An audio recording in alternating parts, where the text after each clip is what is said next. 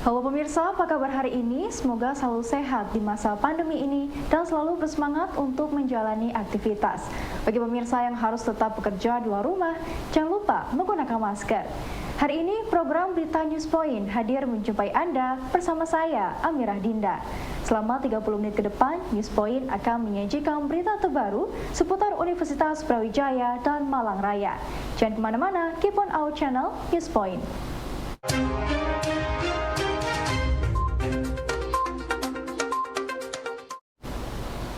Pemirsa, seni merupakan ekspresi yang dapat diungkapkan dalam keseharian manusia, sehingga seni merupakan hal yang dekat dengan aktivitas keseharian. Dalam beberapa hal, seni juga dapat mempresentasikan emosi dan jiwa seseorang. Ketua Panitia Pekan Seni Mahasiswa UB, Analis Wisnu Wardana, menyampaikan hal tersebut pada penutupan Peksima UB. Menurutnya, hal inilah yang menjadi latar belakang UB dalam menggelar Peksima untuk membantu mengasah dan mengekspresikan seni pada para mahasiswa. Ya, jadi kita selalu menganggap bahwa seni itu masih hal yang terpisah dari kehidupan kita. Banyak yang mengabaikan seni, tapi sebetulnya setiap hari kita berhubungan dengan seni.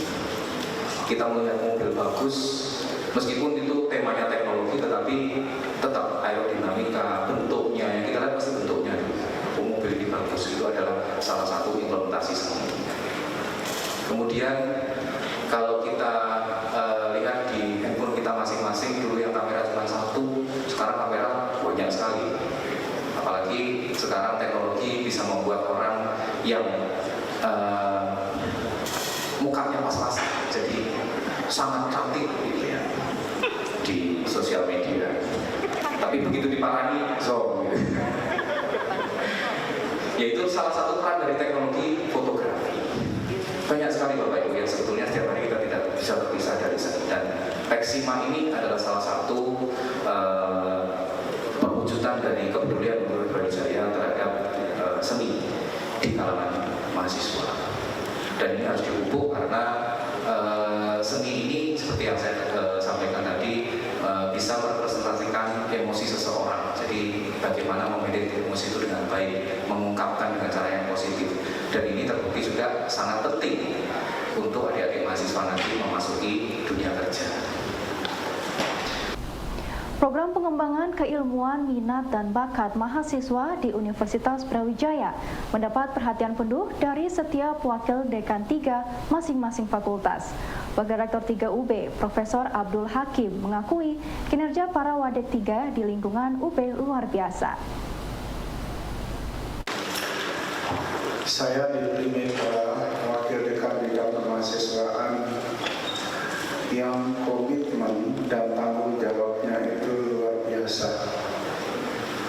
Semua WD3 yang mendapat kepercayaan sebagai pembina dan wakil pembina kegiatan kemahasiswaan, baik yang diselenggarakan dalam rangka ajang nasional maupun ajang mandiri, itu bekerja luar biasa. Nah, tepuk tangan untuk Pak Analis.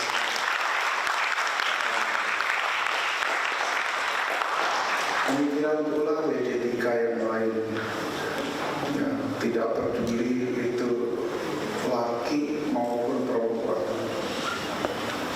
Pak Analis ini kadang kalau dihitung waktu yang digunakan untuk mengurus agenda ini dibandingkan dengan kalau dia praktek nyabut giginya anjing, kayak nyabut giginya manusia itu kan paling mahal kita bayar 300.000.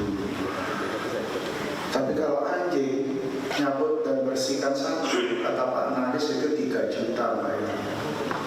Seorang dokter hewan. Enggak, beliau itu bisa kehilangan pendapatan mungkin sampai 100-an juta. Tapi demi kegiatan kemahasiswaan dia tinggal itu semua. Jadi dokter gigi Miftah Toha. Ini dokter gigi sama saja. Ya, walaupun dia kalau cabut satu gratis satu, ditinggalkan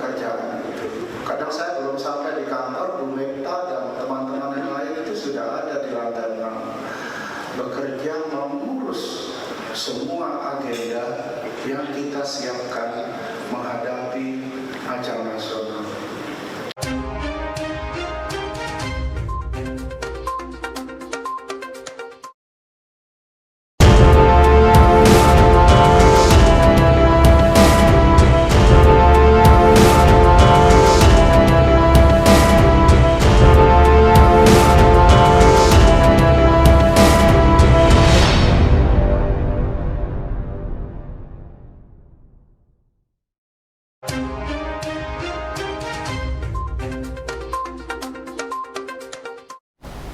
Pemirsa, prestasi calon mahasiswa di bidang akademik, olahraga, dan seni mendapat apresiasi dari Universitas Brawijaya. Salah satu bentuknya dimulai tahun ini dengan seleksi calon mahasiswa jalur mandiri prestasi.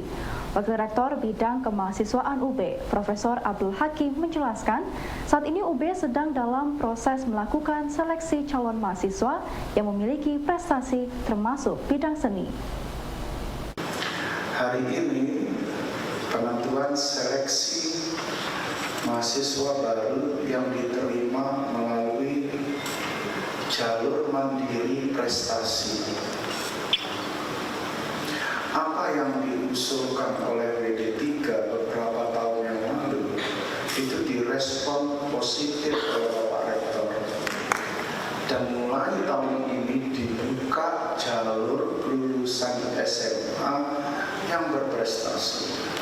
Saya cuma bisa titip di dekan. Tolonglah dilihat yang juara nasional, juara internasional. Malah tadi ada salah satu dekan nanya, Pak, kalau yang juara nasional yang lenggak-lenggok di catwalk itu Asian terus pokoknya ngomong apa itu bisa diterima? Kalau diterima saja, kan kita punya UKM Putra Putri Brawijaya sekarang yang mengurus itu semua. Jadi penghargaan, apresiasi terhadap kegiatan kemahasiswaan itu dukungannya luar biasa dari Bapak Rektor.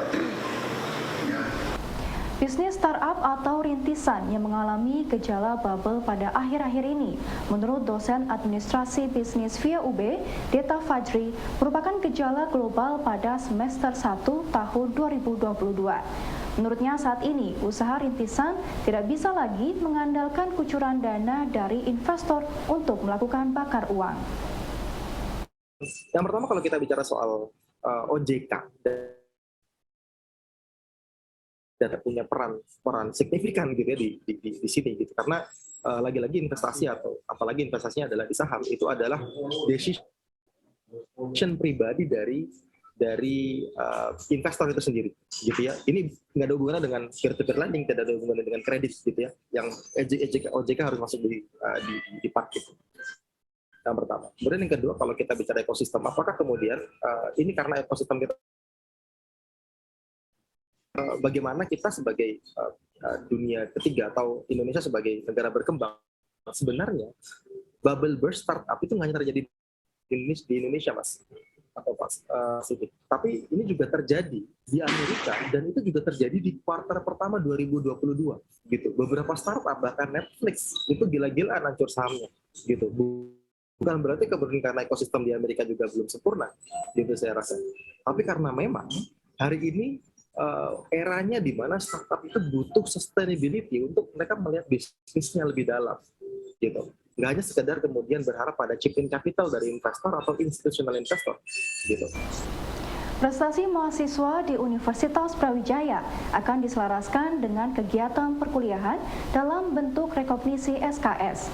Salah satunya sudah berjalan melalui program kreativitas mahasiswa atau PKM. Saat ini menurut Wakil Rektor 3 UB, Profesor Abdul Hakim, kegiatan PKM dari tahap administrasi hingga lolos PIMNAS mendapat rekognisi SKS hingga 10. Ini perlu kami sampaikan ke kalian. Juara Peksima, ini dihargai 0,5 SKS, 1 SKS, seperti di PKM. PKM itu lolos seleksi administratif. Berapa SKS ya? 2 SKS. Lolos didanai 3 sampai 5 SKS. Lolos PIMNAS 3 SKS. Total kumulatif 10 SKS. Itu mahasiswa PKM. Dan itu di buku panduan PKM seperti itu.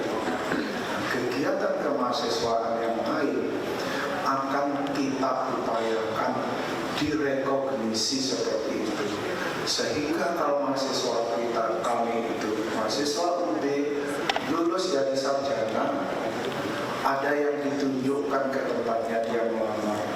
Ini loh, saya sudah pernah ikut pelatihan kepemimpinan, pernah ikut kewirausahaan, pernah juara ini itu, dan direkognisi dalam bentuk SKS. Itu cita-cita kami di kemahasiswaan seperti itu.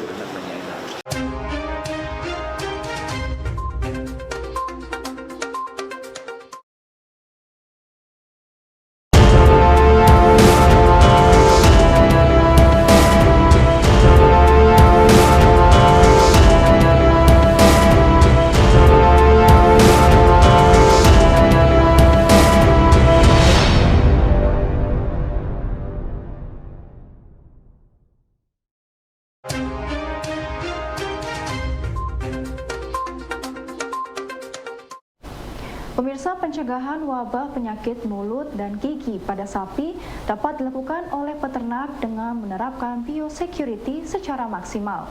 Menurut anggota Satgas PMKUB, Dr. Hewan Widi Nugroho, praktek biosecurity dapat dilakukan dengan beberapa cara. Cara pertama ialah dengan mengunci pagar kandang agar tidak ada orang lain masuk selain peternak. Kedua, dilakukan dengan desinfektan setiap akan masuk kandang. Pada prinsipnya biosecurity adalah mengamankan kandang dari bahaya biologis.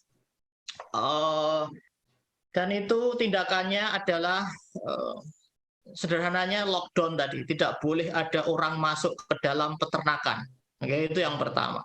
Kemudian semua yang masuk ke dalam peternakan, kalau terpaksa masuk ke dalam peternakan, harus didisinfeksi. Apakah itu peternaknya sendiri, ataukah itu pakan, ataukah itu sepatu, ataukah itu air minum, maka semuanya harus dalam posisi terdisinfeksi, dipastikan tidak mengandung kuman. Nah, ini yang rumit dan peternak biasanya begitu ya, ini membutuhkan kerajinan. Kalau tidak rajin ya memang begitu, jebol begitu. Nah, kalau kita bicara tentang orang dilarang masuk, sebenarnya gampang, kita tinggal kunci saja pagar kandangnya, ya enggak?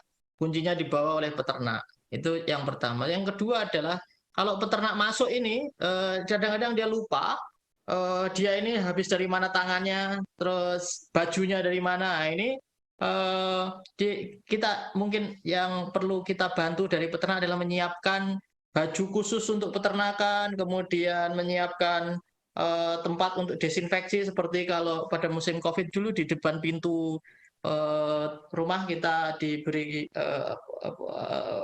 desinfektan ya untuk tangan, ya itu kita bisa kerjakan di kandang. Kepala Desa Kalipare, Kecamatan Kalipare, Kabupaten Malang, Jawa Timur, Sutikno ditetapkan sebagai tersangka oleh Polres Malang. Sutikno diduga melakukan tindak pidana korupsi dana desa senilai 243 juta rupiah. Mati prompternya.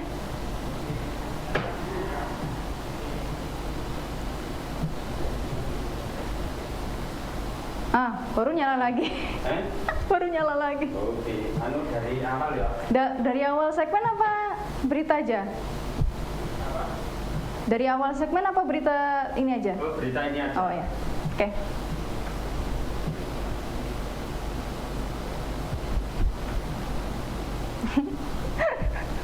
Kaget aku.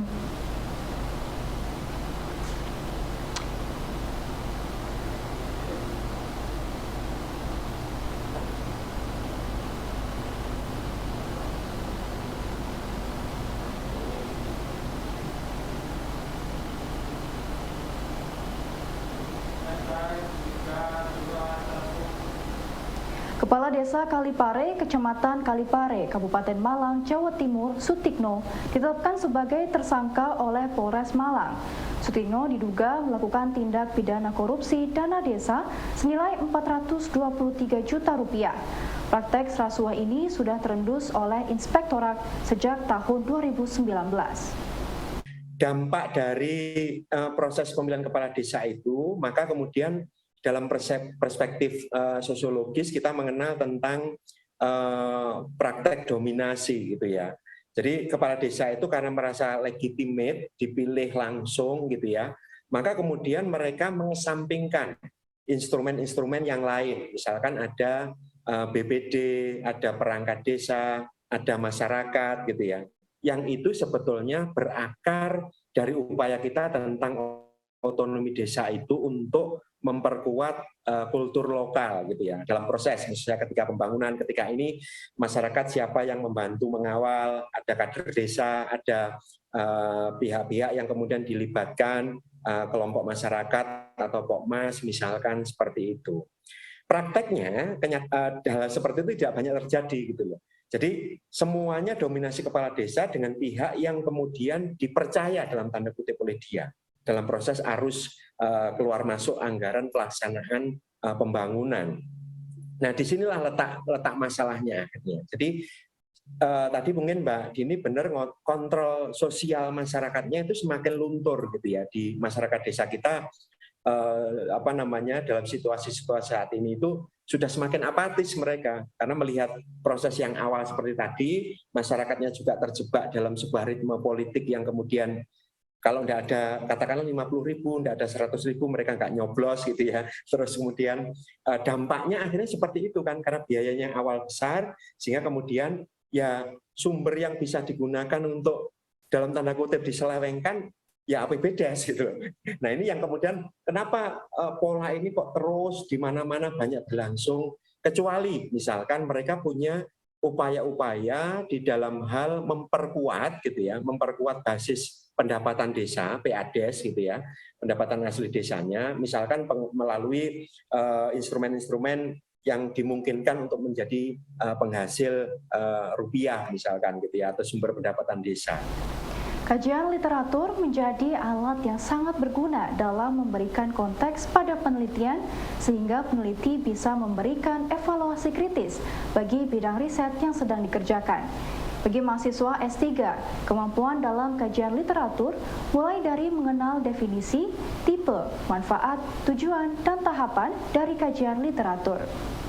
Saya akan mencoba berbagi terkait dengan tahapan publikasi mungkin secara personal, karena ini kaitan apa yang kita bahas hari ini adalah publikasi, baik itu konseptual nanti dengan Prof. Yudi ya, kemudian yang saya adalah systematic literature review. Terus kita mengenal apa itu kajian literatur, tipenya seperti apa, manfaat tujuannya, dan yang lebih menantang itu adalah tahapannya.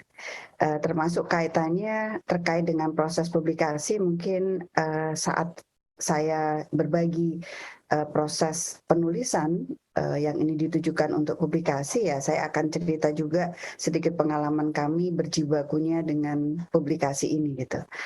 Mudah-mudahan saya bisa menyelesaikan di durasi 1 jam lebih, kalau nggak salah 1,5 jam, karena biasanya materi ini tuh di atas 3 jam. Tapi ini saya padatkan karena karenanya tadi saya share dulu ya PPT-nya biar mungkin beberapa slide tidak akan saya jelaskan secara detail in term of due to the time limitations. Jadi Bapak Ibu, teman-teman mahasiswa, saya sering sekali membuat tahapan publikasi untuk perjalanan pemikiran atau perjalanan riset yang saya lakukan, yang mungkin ini juga dilakukan oleh teman-teman. Jadi yang pertama, saya biasanya dulu pengen sekali ikut conference ya, terutama ketika mengambil S3. Conference itu sebenarnya cara paling menyenangkan untuk bisa escape dalam tanda kutip dari rutinitas, terutama ketika kita ngambil program S3 ya.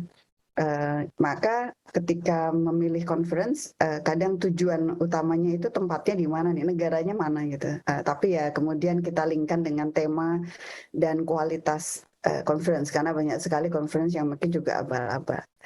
Tapi secara prinsipal, kenapa selain karena jalan-jalan tadi ya, kenapa ini perlu conference? Di conference ini untuk beberapa conference baik, kita akan menjadikan conference itu sebagai forum diseminasi gitu untuk gagasan awal penelitian kita, sehingga dapat feedback, komentar, saran untuk perbaikan. Ini kalau conference-nya baik, maka hati-hati dalam memilih conference. It's not only for leisure ya, jalan-jalan gitu.